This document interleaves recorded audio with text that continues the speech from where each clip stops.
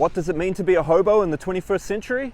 It's a little different than it was 150 years ago, when the movement started with the introduction of the railways, but it's still very similar in a lot of ways, with the opportunity for remote work being tied to the rise of new technology.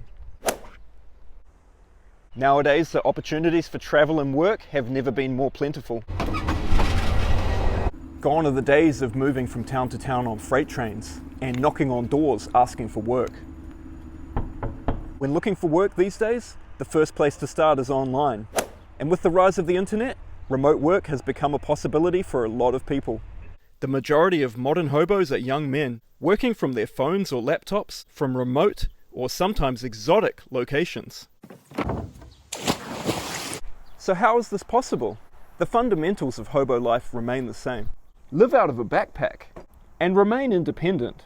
This allows you to control when you work, how you work, and what you do for money.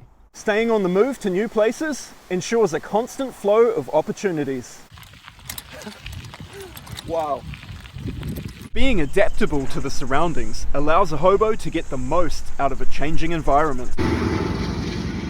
The modern hobo is able to take advantage of platforms, just like the hobos of old took advantage of the railways, by using social media to pursue leads, find jobs, and connect with others that have the same outlook and ideology, and by sharing the benefits and spoils gained with fellow hobos. But remember, it is important to obey the hobo code and only share the hobo secrets with those you can trust. Making do with less is a cornerstone to the philosophy. This means being resilient and self-reliant, even under challenging conditions and tough financial times. How is this possible? Naturally, it will be easier for some people compared to others, especially if you're used to having a lot of luxuries that we take for granted in modern life, such as a personal motor vehicle, multi-room apartment, or your own private house. To get a feel for how this kind of change might have an impact, start by seeing what things you can live without, or more importantly, what things you do need to operate effectively. Take a look at your stuff and assess its worth and utility. I personally hang on to things that make or save me money, such as a laptop or camera, so-called tools of the trade. Anything else, like clothes, can be easily replaced.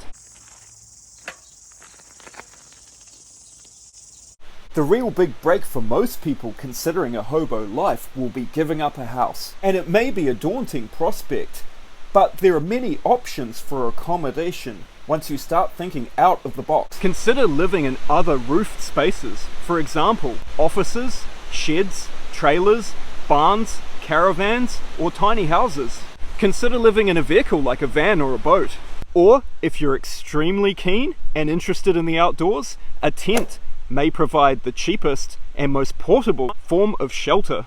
If you spend a lot of time away from your house, you're really just paying for a place to store your possessions. Once you master the discipline of living minimally, it'll be easier to transition to a life with more freedoms, travel, and adventure.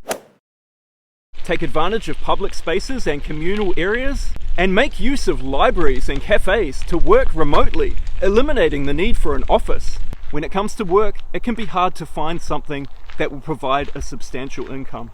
However, a fundamental objective of living with more freedom is to allow time for opportunities that can't be pursued when tied to a 9-to-5 job. Being able to get along with less money and less expenses will ultimately lead to having to work less. And pursuing work in a field of interest or something that you are good at is preferable to trying to learn a skill just for the money. Monetizing your hobby, skill, or passion is the holy grail of modern hobo life and can allow you to become financially independent as well as personally fulfilled.